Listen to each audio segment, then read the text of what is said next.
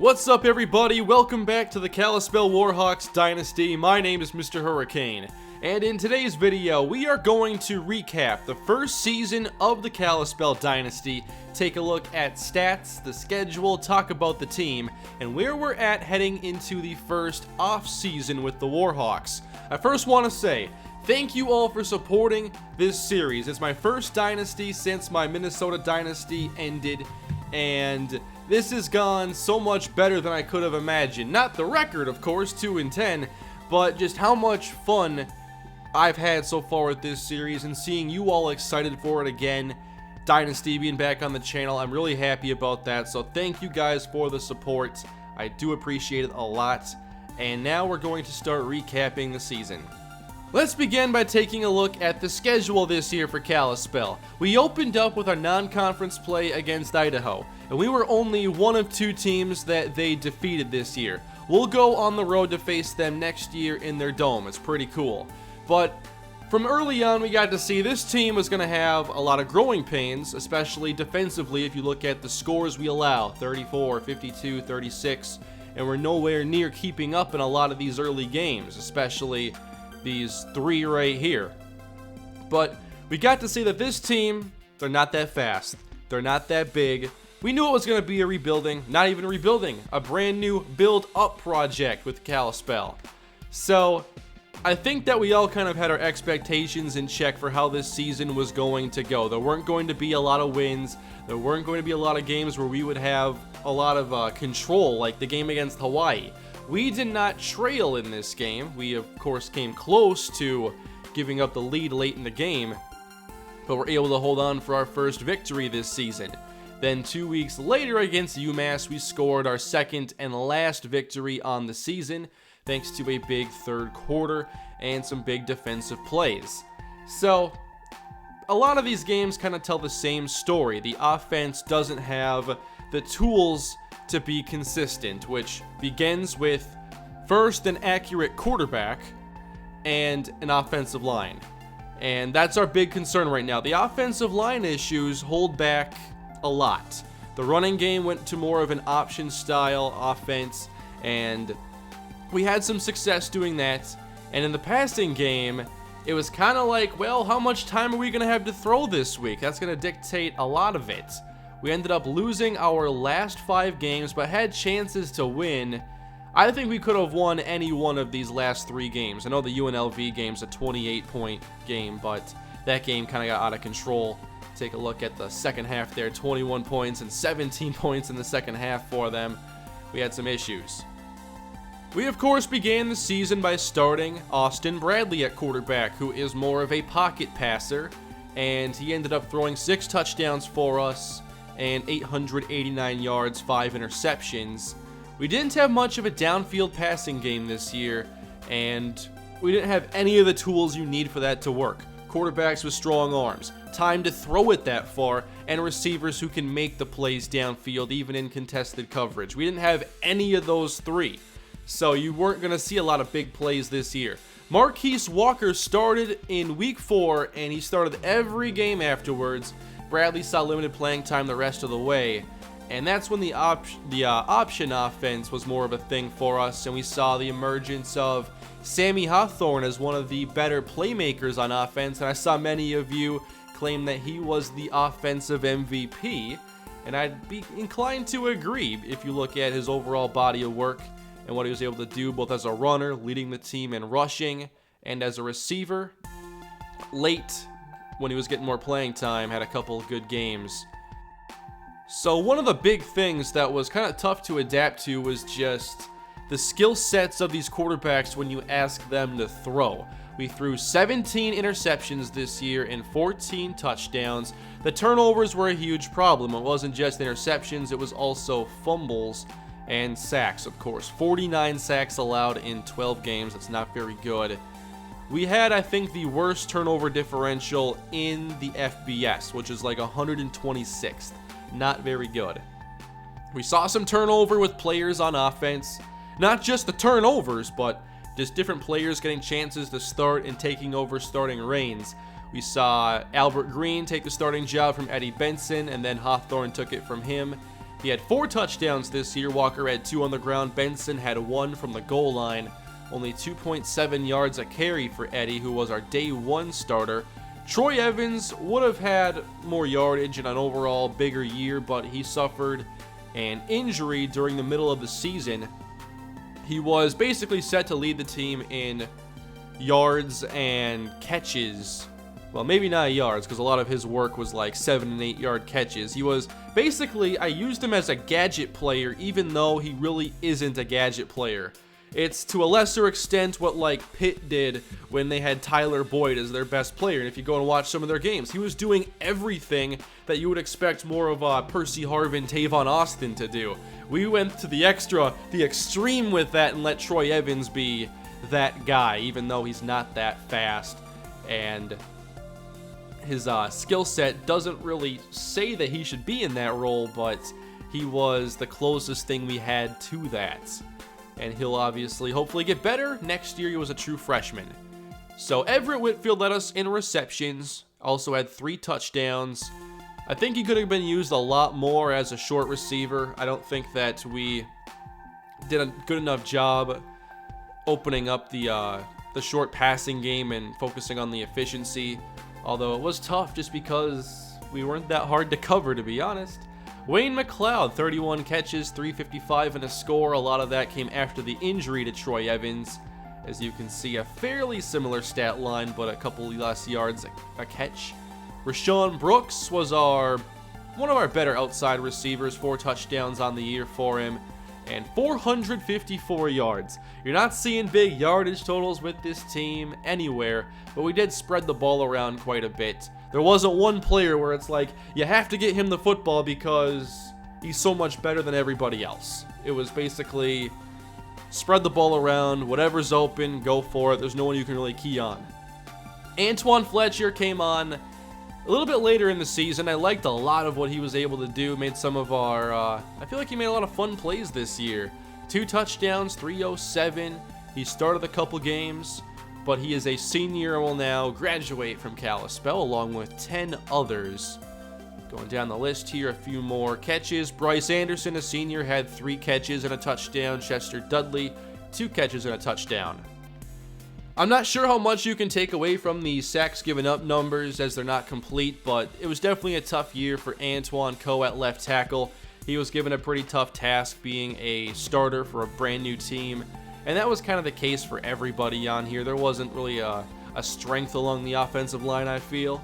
Let's go defense now. We've talked about so much offense, but the defense gave up way too many points, didn't get enough turnovers, and I kind of knew that was probably going to be the case. I wanted to call an aggressive defense, play a lot of zone, not much man, and we had some playmakers out there, and there's the captain, Marcus Calhoun, leading the defense with 101 tackles, solo, 107 total, 16 tackles for a loss, 1 sack, 1 interception, no forced fumbles, but he was our most consistent defensive player.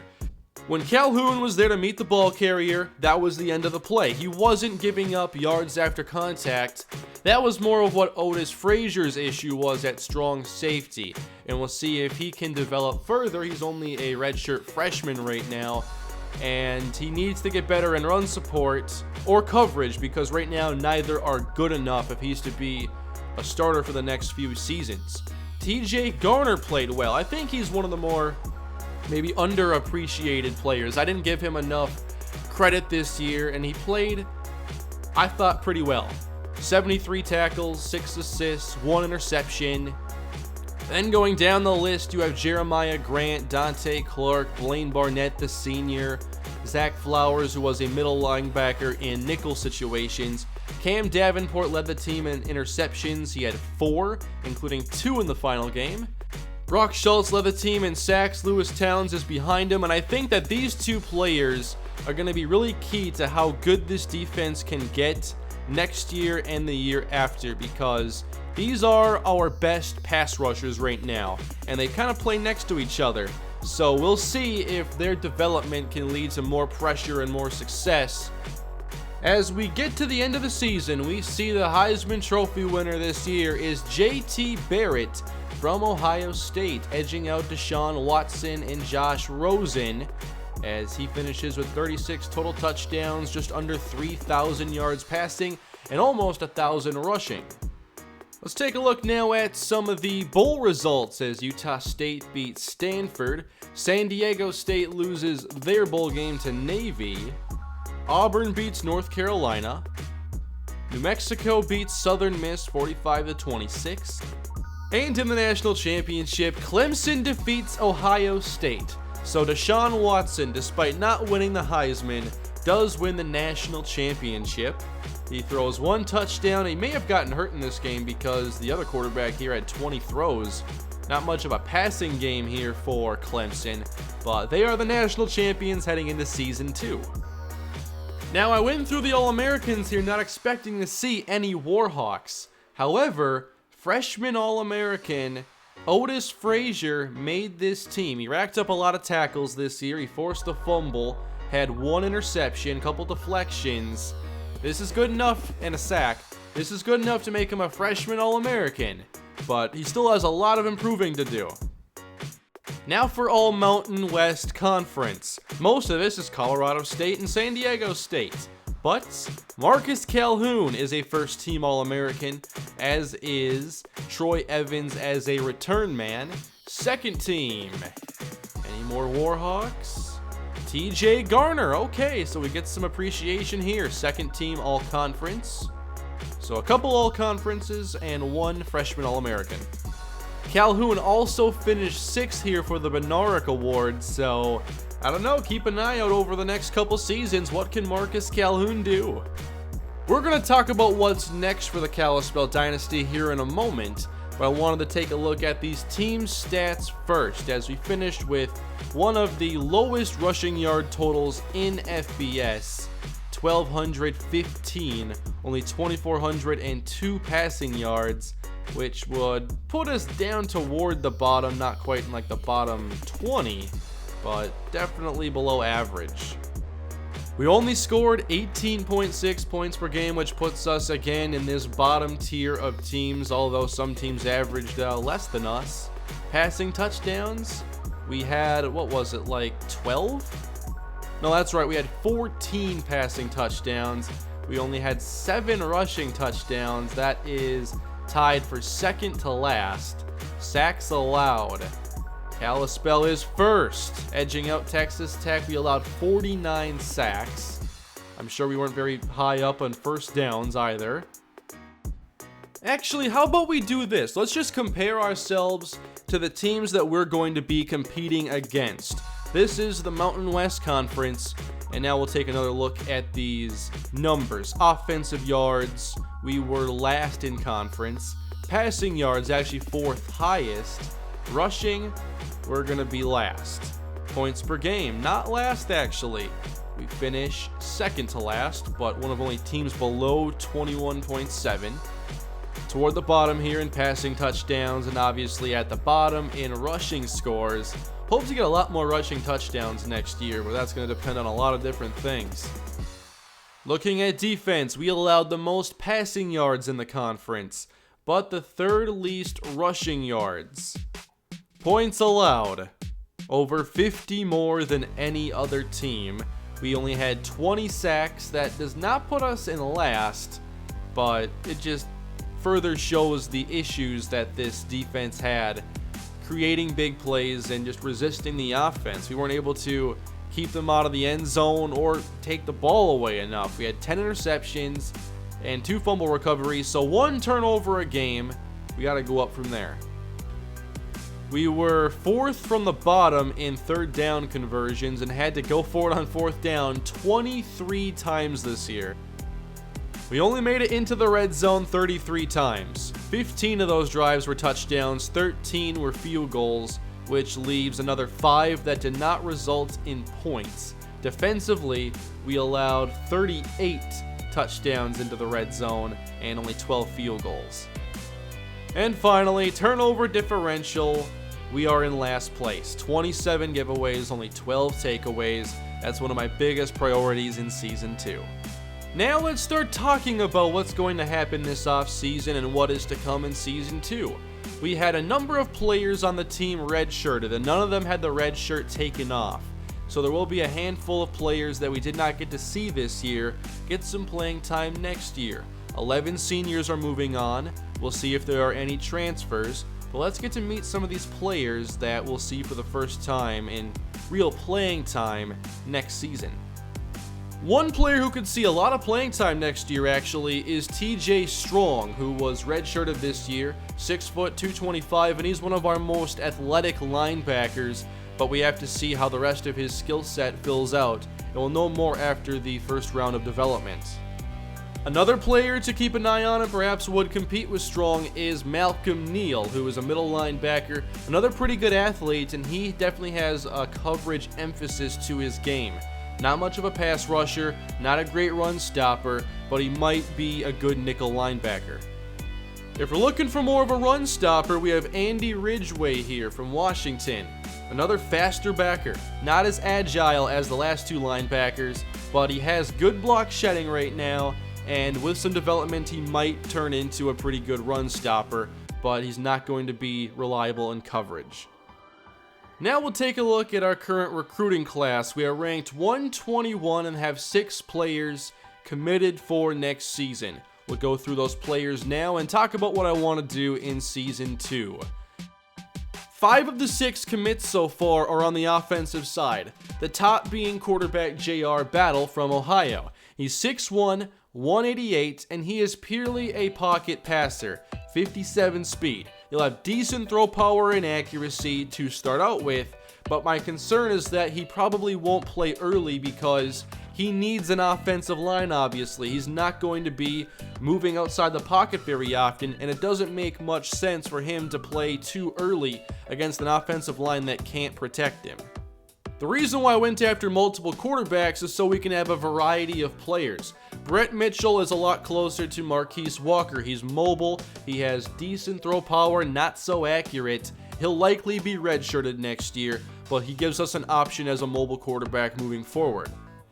Justin McClellan is a smaller receiver, 5'10", 171. He's got better speed than most of our receivers, but not the best quickness with acceleration at 78. His agility is also a bit of a concern, so I wonder how he'll fare with only being 5'10 and not being able to really separate quickly. But we'll see if the route running at 70 can go up and if he can develop. Bruce Franklin wanted to go somewhere where he'd get a lot of playing time. He chose Kalispell, and he is a run blocking specialist. I don't think he'll play early because he's so one-dimensional, but I think that run blocking could turn into a quite dominant strength for him, and eventually he can anchor the right side of a running line. The last offensive player is Corey Miller, a 5'11", 202-pound running back from San Bernardino, California. Not a very powerful runner, speed is adequate, agility and acceleration in that same range, little bit of a stiff arm and spin and elusiveness. He's not going to play much early, but after a couple years he might be a contributor. And now the last player to talk about from Sidney, Montana, our first Montana prospect we've had commit. Scott Green, 5'10", 164. You notice a lot of these players are still quite small, not very fast. 85 speed, I don't know his acceleration actually, but agility shows some promise. I look at him as more of a nickel corner given that he's smaller, not so fast, but the agility shows some promise. Coverage after a couple years could be quite adequate, so I think that he'll be more of a slot guy. That means we still have a lot of recruiting to do during the off-season so that we can fill out this recruiting class. 11 seniors moving on, and so far 6 players committed, so I want to get at least 5 more players. The one I would want most is Donnie Castillo from New Berlin, Wisconsin, and we're behind Bowling Green right now, but Castillo is quite intriguing at 6'7", 265. He might not be a blazer, he's got good acceleration, 77 speed, but I think that his receiving abilities off the bat give our offense something we didn't have before, and I think it could open up our offense. If there's one player I'll be aggressively trying to get a commitment from during the offseason, it will be Donnie Castillo. But there are also a lot other talented players on this recruiting board, and I hope to get some more defense. We only have 1 defensive player so far. Sean Robinson is one of the best remaining. I'm not sure we're a great fit for him as far as his preferences go, but we've shown a lot of interest, more than other schools, although it looks like Ball State is climbing up the list. He had a visit there. He offers a skill set that should make him a pretty good run stopper, and he might have a little bit of ability in coverage as well, so I think he'll be a decent, strong side linebacker.